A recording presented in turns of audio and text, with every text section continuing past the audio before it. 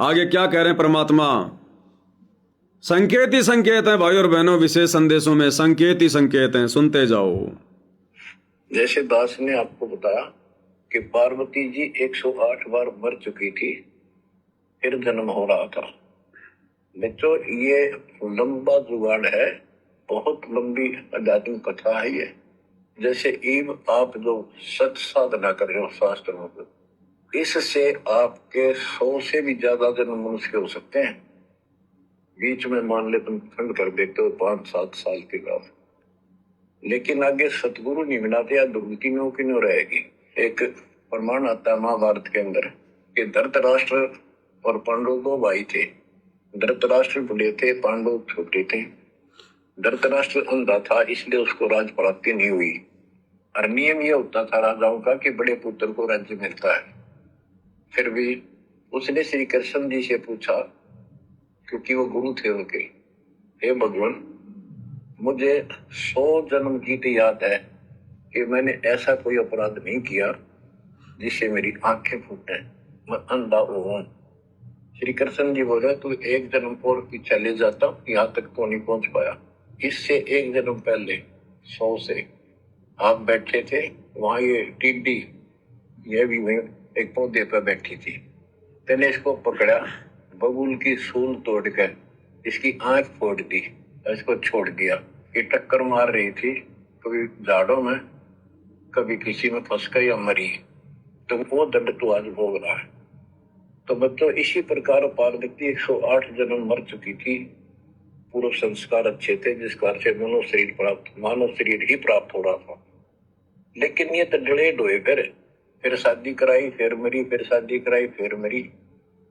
ये अरहट का कुआ लोई आगल बंदा है सब कोई, कीड़ी कुंजर पर अवतारा, हर हट डो गले बीवारा। अवतारा लगे मरे और जन्मे हैं। क्या कह रहे हैं गुरुदेव भगवान पार्वती का उदाहरण देकर कि पार्वती भी बार बार मनुष्य जन्म प्राप्त कर रही थी, जन्म और मरण के चक्कर में थी। इस भक्ति के कारण जो वर्तमान में कलयुग की बिचली पीढ़ी में आत्माएं भक्ति करती हैं, इस भक्ति के कारण भाई और बहनों हम पार्वती बनते हैं, लक्ष्मी बनते हैं, उमा बनते हैं, ब्रह्मा बनते हैं, शंकर बनते हैं, विष्णु बनते हैं। इस वर्तमान कलयुग की बिचली पीढ़ी में की गई भक्ति कमाई के प्रतिफल में। और गुरुदेव ने क्या समझाया कि उस पार्वती का वो बारंबार मनुष्य जन्म लेना मरना, मनुष्य जन्म लेना मरना, वो चक्कर भी उस समय खत्म हुआ जिस समय उसने अपने उस पति को परमात्मा की नजर से देखना शुरू नहीं किया। यानी जब तक पार्वती अपने पति शंकर को अपना पति मान रही थी, तब तक उसका जन्म मरण का वो चक्कर खत्म नहीं हुआ। उस पार्वती का भी जन्म मरण का चक्कर उस समय खत्म हुआ जब उसने अपने पति को परमात्मा के रूप में माना। और कब तक? जितनी शंकर जी की उम्र है तब तक अब पार्वती नहीं मरेगी, बार बार जन्म नहीं लेगी। पूर्ण मोक्ष नहीं हुआ, पूर्ण रूप से जन्म मरण का चक्र समाप्त नहीं हुआ। जब तक शंकर जी जिंदा रहेंगे तब तक पार्वती उनके साथ रहेगी उसी शरीर में, बार बार अब वो मरेगी नहीं। तो इसी प्रकार आप और हमें शिक्षा मिलती है। इसी प्रकार आप और हम आत्माओं का पूर्णतया जन्म और मरण का ये चक्कर जो हम असंख्य युगों से मर रहे हैं, हमारा ये चक्कर उस समय समाप्त होगा जब हम अपने गुरु को परमात्मा मानेंगे और हृदय से मानेंगे, आत्मा से मानेंगे। और फिर हमारा जन्म मरण का चक्कर कब तक समाप्त होगा? जब तक हमारे गुरुदेव रहेंगे। और हमारे गुरुदेव भगवान तो अजरो अमर हैं, ये तो अविनाशी हैं, अकाल मूर्त हैं। तो आप और हम भी अविनाशी हो जाएंगे, हम भी उनके सतलोक में चले जाएंगे। हमें परमात्मा अविनाशी पद प्राप्त करवा देगा। और जब तक हमारे गुरुदेव भगवान रहेंगे तब तक हम भी रहेंगे। और गुरुदेव भगवान सदा रहेंगे, हम आत्माएं भी सदा रहेंगी। एक सत्संग में गुरुदेव भगवान ने क्लियर किया कि बच्चों, इस आत्मा को, जिस आत्मा को परमात्मा ने उत्पन्न कर दिया अपने शब्द से, कभी किस समय, हमें जो सृष्टि रचना गुरुदेव सुनाते हैं उसका कोई आदि नहीं है, उसकी कोई शुरुआत नहीं है। उस समय गुरुदेव ने हमें सतलोक में उत्पन्न किया था अपने शब्द से। यह बात अलग है कि हमने गुरुदेव के मुख से जो ये ज्ञान सुनना शुरू किया है, किसी ने 10 साल से, किसी ने 20 साल से, किसी ने 2 साल से, और पहली बार हमने ये सुना है तत्व ज्ञान सृष्टि रचना, तो भले ही हमें लग रहा है कि जैसे हम कोई 200-400 साल पहले ही सतलोक से आए हैं, लेकिन भाइयों और बहनों, इसकी शुरुआत नहीं कही जा सकती। इतने लंबे समय से परमेश्वर ने सृष्टि को रचा हुआ है, आप और हम आत्माओं को उत्पन्न किया हुआ है, और इतने लंबे समय से आप और हम उस कर्म की सजा भोग रहे हैं, जो कर्म, जो गलती, गुरु के वचन की अवहेलना करके, उनकी आकाशवाणी को हल्के में लेकर आप और हमने उनका वचन तोड़ा था, उल्लंघना की थी, तब से हम यहां काल के लोक में कष्ट उठा रहे हैं।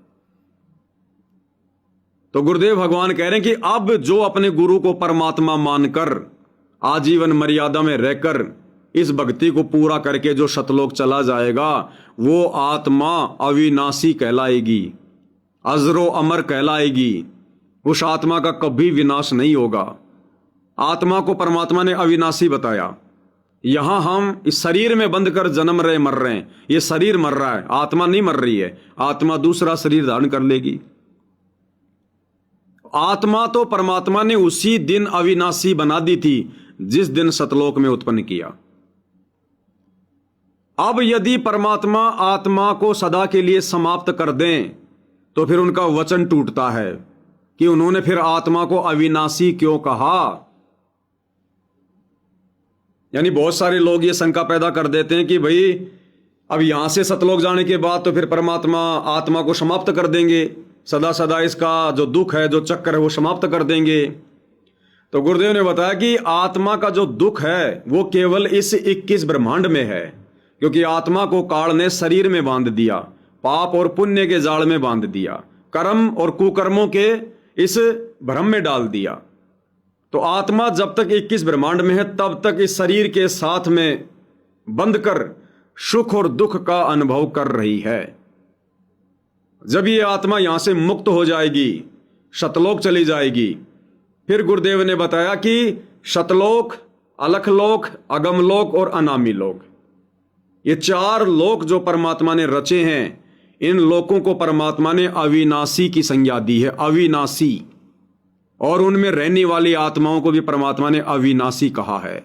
अब यदि परमात्मा उन लोकों को कभी समाप्त करे या उन आत्माओं को नष्ट करे तो फिर अविनाशी शब्द की अवहेलना होती है। तो गुरुदेव ने बताया कि बच्चों, अब तुम्हारे पास में मौका है।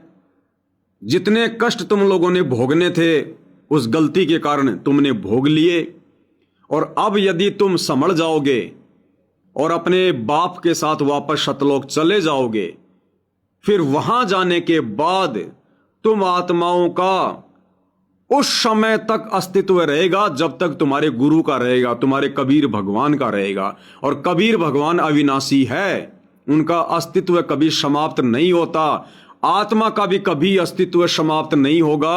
आत्मा केवल ऊपर के अजरो अमर लोकों में, अविनाशी लोकों में अखंड सुख भोगेगी। यानी जिस शब्द से परमात्मा ने आत्मा को उत्पन्न किया था, परमात्मा कभी भी उस शब्द में आत्मा को वापस नहीं समाएंगे। एक बार परमात्मा ने जिसको उत्पन्न कर दिया, यदि उसको परमात्मा दोबारा नष्ट करेगा तो फिर उसको अविनाशी नहीं कहा जाता। तो अब हम आत्माएं सतलोक जाने के बाद सदा सदा के लिए केवल सुख भोगेंगे, सुख, मौज मस्ती करेंगे, खेलेंगे, खाएंगे, कूदेंगे, फिरेंगे, पिकनिक मनाएंगे। वहां ना कोई लड़ाई झगड़ा, ना कोई राग द्वेष, ना कोई मनमुटाव, ना कोई मरना, ना कोई कुछ नहीं। गुरुदेव कहते हैं जैसे समुद्र के बीच में जाने के बाद पानी के अलावा कुछ भी दिखाई नहीं देता, इस प्रकार सतलोक में जाने के बाद आनंद के अलावा और कुछ भी दिखाई नहीं देगा। और उस आनंद की व्याख्या यहां पर की ही नहीं जा सकती, 21 ब्रह्मांड में वो शब्द ही नहीं है जिन शब्दों से वहां के सुखों की तुलना की जा सके। एक छोटा सा उदाहरण दूंगा भाई और बहनों, क्योंकि समझाना बहुत जरूरी है। परमात्मा कुछ प्रोटोकॉल के तहत उन शब्दों का प्रयोग नहीं करते, लेकिन वो प्रोटोकॉल आप और हमारे ऊपर लागू नहीं है, क्योंकि हम उनकी आत्मा, हम उनके बच्चे हैं। जिस प्रकार भाई और बहनों जिनकी शादी हो चुकी है, जिनकी रमेणी हो चुकी है,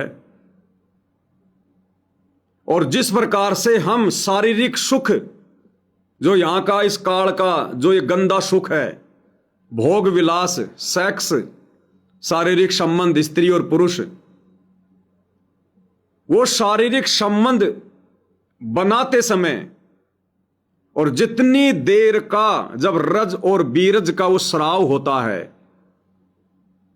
उस समय ज्यादा से ज्यादा 30 सेकंड का, 40 सेकंड का जो झूठा सुख हम यहां पर अनुभव करते हैं, वो सुख वहां पर अनवरत, वो नहीं, उससे करोड़ों अरबों गुना ज्यादा सुख, उस झूठे सुख से जो सुख हम सेज पर लिया करते थे अज्ञानता में शारीरिक संबंध बनाते समय, वो सुख सतलोक में, जबकि सतलोक तो ऊपर के 3 लोकों से नीचे का है, उस सतलोक में उस सुख से करोड़ों अरबों असंख्य गुना ज्यादा सुख लगातार, कंटिन्यू, अनवरत, शंखों लहर मेहर की उपजय, कष्ट नहीं जहां कोई, वो सुख है वहां पर। तो उस सुख की यहां पर गुरुदेव भगवान भी शब्दों में व्याख्या नहीं कर रहे, क्योंकि हम समझ नहीं पाएंगे।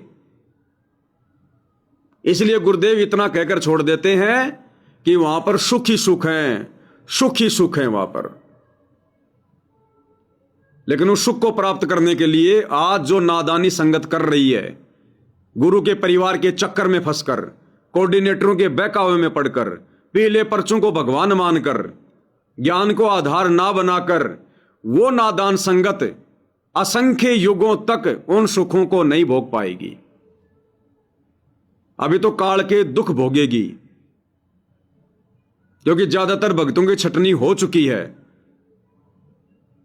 तो मौका वर्तमान में आप और हम सत्सेवक भाई बहनों के पास है उस अखंड अविनाशी सुख को भोगने का, क्योंकि आप और हमारे को गुरुदेव ने अपने ट्रेनिंग सेंटर साध संगति से जोड़ दिया है। और साध संगति में ना कोई किसी का सरदार है, ना कोई किसी के ऊपर कोऑर्डिनेटर है, ना साध संगति में पीले पर्चे निकाले जाते हैं, ना साध संगति में ज्योति पाठ या 10वें अंश का पैसा लिया जाता है, ना कोई किसी के ऊपर नजर रखता है। यहां नजर रखने वाला केवल एक ही है, हमारा गुरु भगवान। यहां सबका सरदार, सबका उस्ताद एक ही है, हमारा गुरु भगवान। और उसको नजर रखने के लिए कैमरे लगाने की जरूरत नहीं, कोऑर्डिनेटर बनाने की जरूरत नहीं। वो अंतर्यामी है, घट का वासी है, सब कुछ देख रहा हमारे अंदर बैठकर। इस साथ संगति रूपी ट्रेनिंग सेंटर से जुड़कर जो आत्मा जैसा व्यवहार करेगी, जैसा भक्ति मार्ग पर बर्ताव करेगी, जैसी मर्यादा निभाएगी, जैसा दोष अपने अंदर बाहर रखेगी, उस समर्थ की डायरी में रोजाना उसके नंबर जा रहे हैं। उसी हिसाब से समर्थ लास्ट में काउंटिंग करेगा कि कौन योग्य हुआ, कौन योग्य नहीं हुआ है। जो योग्य हो गए उनको परमात्मा सतलोक में भेज देता है, और जो अयोग्य हैं उनको फिर से परमात्मा एक लंबा चक्कर काटने के लिए 21 ब्रह्मांड में छोड़ देता है। तो ये मौका है वर्तमान में साध संगति से जुड़े भाई बहनों के पास में। ये मौका उन सतलोक आश्रम वालों के पास में नहीं है, मुख्य लोगों के पास तो नहीं है, गुरु जी के परिवार के पास नहीं है, रिजेक्टेड कोऑर्डिनेटरों के पास नहीं है, चाहे स्टेट हो, डिस्ट्रिक्ट हो, चाहे कोई हो। कोऑर्डिनेटर सारे रिजेक्टेड, नामदान संचालक सारे रिजेक्टेड, आश्रम संचालक सारे रिजेक्टेड, जानबूझकर सांची तजने वाले मायाधारी मस्करे रिजेक्टेड।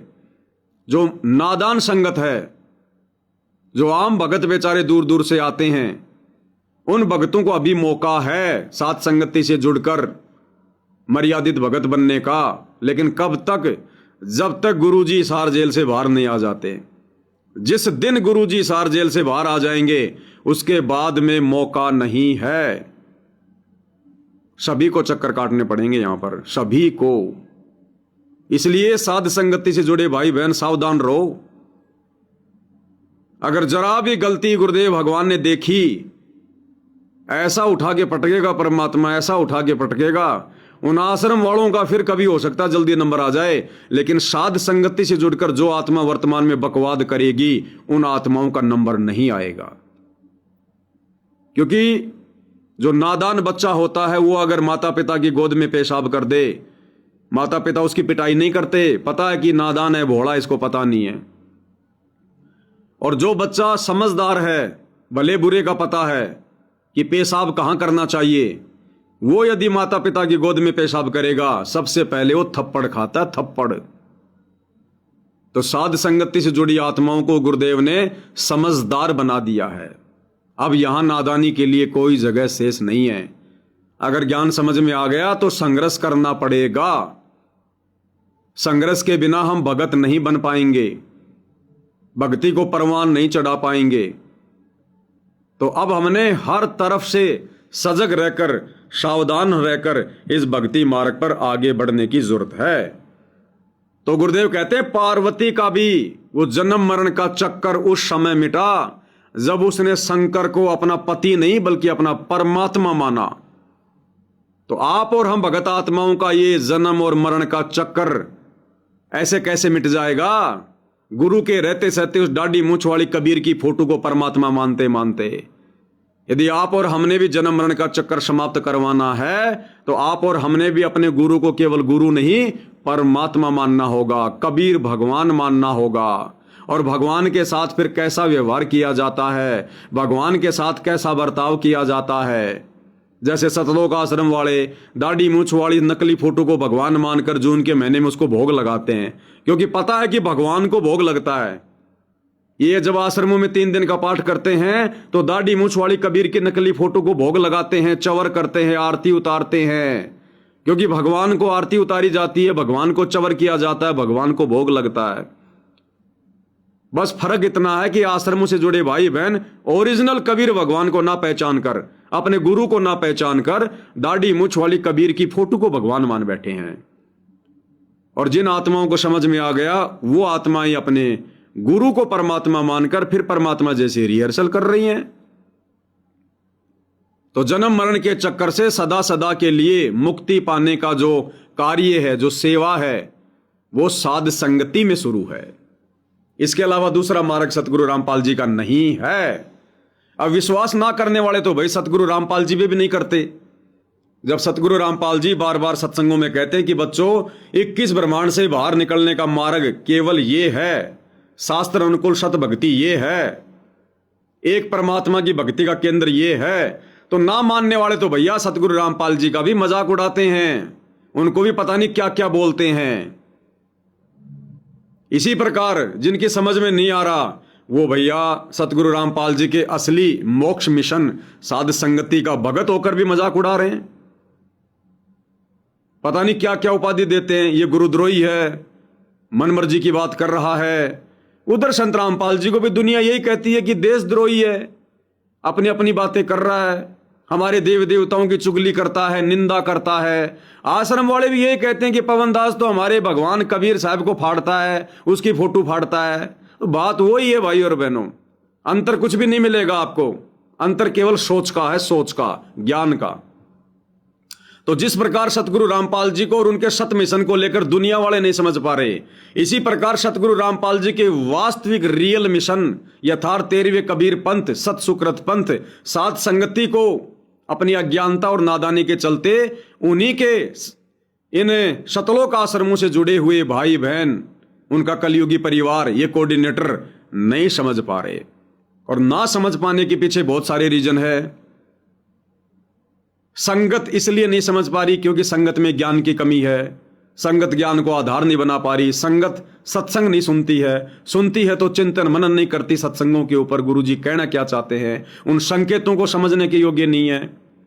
और सतगुरु रामपाल जी का परिवार और ये कोऑर्डिनेटर ये थोड़ा थोड़ा समझते हैं, लेकिन इनके बीच में आ गया स्वार्थ। अब ये आश्रम कैसे छूटे?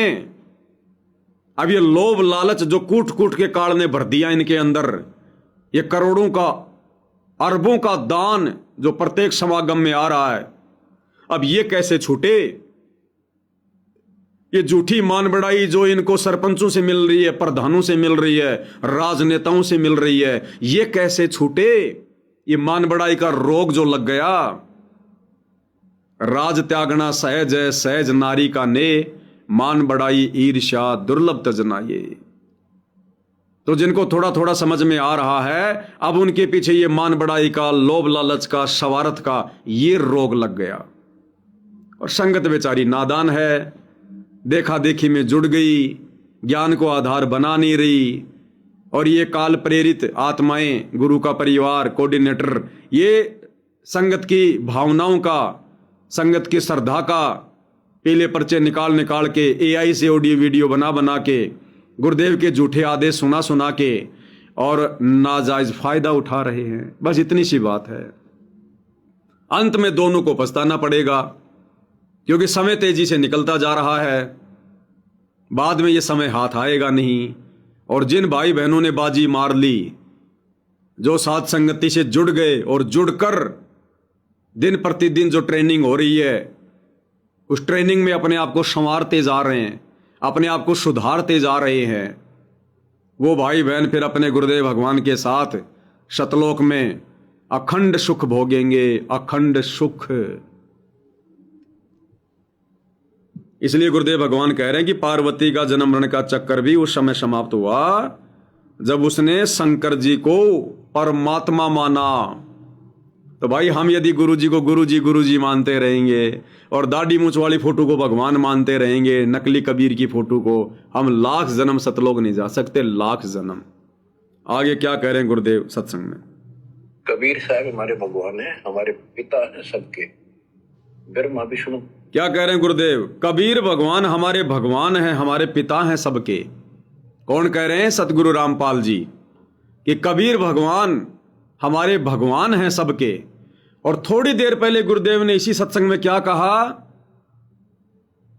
कि जहां आपका गुरु भगवान रहता है, तो भगवान दो हैं क्या? एक तरफ तो गुरुजी अपने आप को भगवान कह रहे हैं कि जहां आपका गुरु भगवान रहता है, और अब कह रहे हैं कि कबीर हम सबका भगवान है, तो भगवान दो हैं क्या? तो गुरुदेव के इशारों को समझो, गुरु के संकेतों को समझो।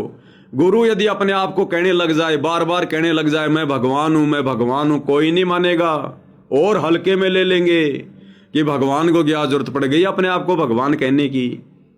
इसलिए गुरुदेव संकेतों में कहेंगे, कोड वर्ड में कहेंगे, और उन कोड वर्डों को वही समझेगा जो उनका प्यारा होगा। तत्व भेद एक न्यारा रे साधु भाई, तत्व भेद एक न्यारा, समझेगा कोई गुरुमुख प्यारा, तत्व भेद एक न्यारा। तो जो ज्ञानी आत्मा होंगी वो तो समझ जाएंगी कि यहां गुरुदेव भगवान ने अपने आप को छुपाकर और उस कागज के टुकड़े को कबीर भगवान कह रहे हैं। क्यों कह रहे हैं? क्योंकि हम दो कौड़ी के तुच्छ प्राणी, हमारे अंदर इतनी बुद्धि नहीं है कि हम अपने गुरु को इतना जल्दी ज्ञान को आधार बनाकर परमात्मा के रूप में, कबीर भगवान के रूप में स्वीकार कर लें। इसलिए गुरु ने आप और हमारे तक ये सत्संग पहुंचाने के लिए अपने आप को छुपाकर सारा खेल खेलना पड़ता है। तो थोड़ी देर पहले तो गुरुदेव ने कहा अपने आप को भगवान, कि जहां आपका गुरु भगवान रहता है, और अब कह रहे हैं कि हम सबका भगवान कौन? कबीर भगवान। कबीर साहब हमारे भगवान है, हमारे पिता है सबके। ब्रह्मा विष्णु महेश के भी वही पिता है, उनको भी ये इतने प्रिय लगते हैं जितने हम हैं आज। ये अलग बात है, ये हमारे पर नहीं है। जो जैसे दास ने आपको बताया, परमात्मा इनको भी मिले। वो चाहते थे कि ये ब्रह्मा विष्णु महेश समझ जाते, सारी व्यवस्था ठीक हो जाए, परंतु हम काल के वश हैं, हमारे अंदर एक ऐसी बीमारी पैदा कर रखी है, ये काम वासना। अब सुन लो ध्यान से, क्या कह रहे गुरुदेव भगवान कि यही भगवान, यही परमात्मा यानी हमारे गुरुदेव, जिनका वैदिक नाम है कबीर देव, ये ब्रह्मा विष्णु महेश को भी मिले और सोचा कि अगर इनको ज्ञान समझ में आ जाएगा तो नीचे की सारी व्यवस्था यही संभालते हैं, ये सबको समझा देंगे और मेरा काम आसान हो जाएगा। लेकिन आगे क्या कह रहे हैं गुरुदेव कि यहां पर एक बहुत गंदा रोग लगा हुआ है, विषय वासना का, काम वासना का गंदा रोग। ध्यान से सुनो क्या कह रहे हैं। ये काम वासना, क्रोध, मोह, लोभ, अहंकार, ये सारे ठोक ठोक कर रखे हैं। ये काम, क्रोध, लोभ, मोह, अहंकार काल ने ठोक ठोक के भर रखे हैं। ध्यान से सुनो क्या संकेत कर रहे हैं गुरुदेव। इनको गुरुदेव ने गंदा रोग बताया, बीमारी बताया, और जब तक हम इस रोग से मुक्ति प्राप्त नहीं करेंगे हम स्वस्थ नहीं हो सकते, यानी सतलोक जाने योग्य आत्मा नहीं बन सकते। ध्यान से सुनो, हमारे अंदर एक ऐसी बीमारी पैदा कर रखी है, हमारे अंदर एक ऐसी बीमारी पैदा कर रखी है, काम वासना। इसको गुरुदेव बीमारी बता रहे, बीमारी। और मूर्ख हैं वो भगत और वो बहन जो जानबूझकर सतगुरु से उपदेश लेकर और साथ संगति से जुड़कर बीमारी अपने आप को लगा रहे हैं। अरे कॉमन सेंस की बात है, गुरुदेव ने जिसे बीमारी की संज्ञा दी है, काम वासना को, विषय वासना को, और हम जानबूझकर बीमारी लगा रहे हैं। अरे समझदार आदमी तो बीमारी से छुटकारा चाहता है, और हम भगत होकर, दुनिया के सर्वश्रेष्ठ समझदार व्यक्ति होकर हम बीमारी को अपने आप को लगा रहे हैं, हम बीमारी के नजदीक जा रहे हैं। हम तो सामान्य व्यक्ति की श्रेणी में भी नहीं है, सामान्य व्यक्ति की श्रेणी में भी भगत बनकर सतलोक जाना तो बहुत दूर की बात है। क्या कह रहे हैं गुरुदेव, हमारे अंदर एक बीमारी है, बीमारी। काम वासना को बीमारी बताया, काम, क्रोध, लोभ, मोह, अहंकार, ये 5 बीमारियां हैं। आदमी स्वस्थ कब होगा? जब बीमारी दूर होगी। बीमारी दूर कैसे होगी? जब डॉक्टर के पास जाएंगे। डॉक्टर क्या करेगा? उसकी दवा देगा। तो ये आध्यात्मिक बीमारियां हैं, काम, क्रोध, लोभ, मोह, अहंकार। और आध्यात्मिक वैद्य कौन है? सतगुरु रामपाल जी। सतगुरु रामपाल जी इन बीमारियों को कैसे नष्ट करेंगे? जब हम उनके पास जाएंगे, उनसे दीक्षा लेंगे, उनके बताए अनुसार भक्ति करेंगे, आध्यात्मिक दवा खाएंगे, उनके वचनों में चलेंगे और बीमारी को अपने नजदीक नहीं आने देंगे। ऐसा कोई भी लक्षण जिससे वो बीमारी फिर लगे, उस लक्षण को हम नजदीक नहीं आने देंगे। क्या कह रहे हैं गुरुदेव भगवान? ध्यान से सुनो, हमारे अंदर एक बीमारी है, हमारे अंदर एक ऐसी बीमारी पैदा कर रखी है, ये काम वासना, क्रोध, मोह, लोभ, अहंकार, ये सारे ठोक ठोक कर रखे हैं, ठोक ठोक के। फिर शब्द सप्रस रूप तो सजन, ये विकार साथ हैं। बीमारी बताया गुरुदेव ने, बीमारी। अब ये कॉमन सेंस की बात है भाई और बहनों। मैं भी देखो बार बार इन टॉपिक पर चर्चा करके आप लोगों को मैं अच्छा सा नहीं लगता कि ये पवनदास बार बार ये विषय वासना, विषय वासना, ये काम वासना, काम वासना बार बार, और कुछ है ही नहीं इसके पास में। अरे मेरे पास तो नहीं है भाई, मेरे पास तो ये भी नहीं है मालिक के आशीर्वाद से। ये तो समझानी पड़ रही है जिनके पास है उनको दूर करने के लिए। मेरे पास नहीं है ये तो गुरुजी बता रहे, मैं उन शब्दों को आपकी तरफ फेंक रहा हूं ताकि हो सकता है किसी को चोट लग जाए तो स्वस्थ हो जाए। नहीं तो फिर बीमार आदमी क्या करेगा? अंत में मरेगा, फिर वो तड़पेगा, परेशानी उठाएगा। तो गुरुदेव खुद ही कह रहे हैं, बीमारी की संज्ञा दे दी परमात्मा ने। तो मैं तो ये कह रहा हूं कि हम इतने जाहिल हैं क्या? हम इतने गवार, इतने मूर्ख हैं क्या? फिर हम भक्ति क्यों कर रहे हैं? भक्ति उसकी सफल होगी जो गुरु के एक एक वचन को सत्य मानेगा। और गुरु कह रहे कि काम वासना, विषय वासना, ये बीमारी है। अब बीमारी से यदि भगत दूर नहीं हटना चाहेगा तो मैं ये कहता हूं स्वस्थ कैसे होगा? सतलोक कैसे जाएगा? भाई चलो, जिसको पहले ये बीमारी लगी हुई थी, गुरु जी का ज्ञान नहीं था, उनकी गलती नहीं है। उनकी तो गुरुजी ने बाद में अपनी दवा देके, अपना ज्ञान देके, आध्यात्मिक खुराक देके, भक्ति देके, उनकी तो गुरुजी ने जो है वो कटवानी शुरू कर दी। और जिन्होंने उस बीमारी को समझ लिया और जो उस बीमारी से दुखी थे, उनकी तो परमात्मा ने बीमारी दी काट। सत्सेवक भाई बहनों की तो अब जो उस बीमारी को नहीं कटवाना चाहता है तो गुरु जबरदस्ती नहीं काटेगा उस बीमारी को।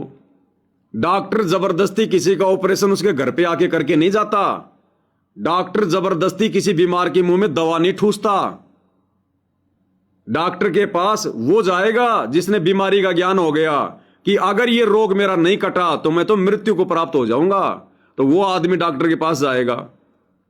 तो जिस भगत को ज्ञान सुनकर यह समझ में आ गया कि विषय वासना वास्तव में बीमारी है, रोग है, और ये रोग जरा सा लगा था उस काल के सतलोक में, उसी समय परमात्मा ने उठा के नीचे पटक दिया।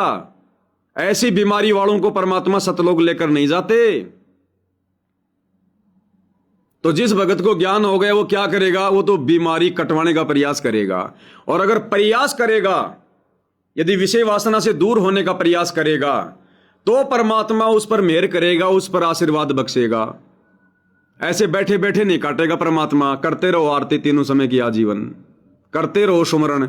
जब तक अंदर से भगत की इच्छा नहीं होगी इन कुकर्मों से दूर होने की, जब तक रह रह के भगत की आत्मा उसे नहीं कचोटेगी कि नालायक, ए मूर्ख प्राणी तू क्या कर रहा है, ए गधे इंसान, असंख्य युगों के बाद ये परमात्मा तेरे हाथ लगा है, ये तो ढूंढने से नहीं मिलता। लोग जंगलों में जा जाके, पहाड़ों में जा जाके, गुफा में जा जाके, घर परिवार छोड़ छोड़ के, शरीर को जिन्होंने नष्ट कर दिया, ये परमात्मा उनको नहीं मिला। और आज तेरे सामने साक्षात प्रकट है धरती पर। ऐ मूर्ख प्राणी, जो परमात्मा तेरे लिए सतलोक छोड़कर आ गया, तू उस परमात्मा के साथ सतलोक जाने के लिए इस बीमारी को नहीं छोड़ सकता। तो जिसकी आत्मा इतनी मजबूत हो जाएगी ना इस बीमारी को कटवाने के लिए, सतगुरु उसी की बीमारी काटेगा। दास ने आपको बताया नहीं था भाई और बहनों, जब मैं अपना दही बड़े का सामान लेके बेचने के लिए टेम्पो स्टार्ट करके घर से जाता था तो मेरी आत्मा रोया करती थी। बीच में मैं आंसू निकाल निकाल के रोता था। टेम्पो भी चलाता था और मैं रोता रहता था कि परमात्मा मुझे इस कुक्रम से दूर करो, मुझे इस कुक्रम से दूर करो। तब परमात्मा ने दया बख्शी थी। तुम सोचो वैसे सतगुरु काट देगा, नहीं कटेगी। सतगुरु ने ज्ञान इसीलिए दिया है कि देखता हूं कितनी आत्मा योग्य है, कितनी आत्मा रोग कटवाना चाहती हैं। उनमें से जितनी आत्मा रोग कटवाना चाहेंगी, सतगुरु उसी का रोग काटेगा। वही आत्मा विषय वासनाओं से दूर हट पाएंगी, वही आत्मा सतलोक के योग्य बन पाएंगी। उन्हीं आत्माओं को परमात्मा फिर साध संगति से जोड़ेगा, उनकी आगे की तैयारी करवाएगा। तो मैं तो कुछ नहीं कह रहा, सतगुरु कह रहे हैं। अब विशेष संदेश तो हम सब ने सुने थे भाई और बहनों, लेकिन इतनी गहराई से हम लोग नहीं गए कि ऐसी ऐसी बातें गुरुदेव ने कोड वर्ड में कह रखी हैं। हम नॉर्मल तरीके से सुनते गए, 1 घंटा हो गया, वाह जी वाह, गुरु जी ने बहुत अच्छा सत्संग भेजा। बीच में एक आधी बात को सुन के हम रो भी लिए, लेकिन कितना मसाला भरा पड़ा है। एक एक शब्द पे अगर रुक रुक के समझाया जाए तो 1-1 घंटा लग जाएगा, 1-1 घंटा। तो गुरुदेव ने इस विषय वासना को रोग बता दिया, रोग। परमात्मा इनको भी मिले। वो चाहते थे कि ये ब्रह्मा विष्णु महेश समझ जाता है, सारी व्यवस्था ठीक हो जाए, परंतु हम काल के वश हैं। हमारे अंदर एक ऐसी बीमारी पैदा कर रखी है, ये काम, वासना, क्रोध, मोह, लोभ, अहंकार, ये सारे ठोक ठोक कर रखे। फिर शब्द सप्रस रूप तो सजन, ये विकार साथ हैं।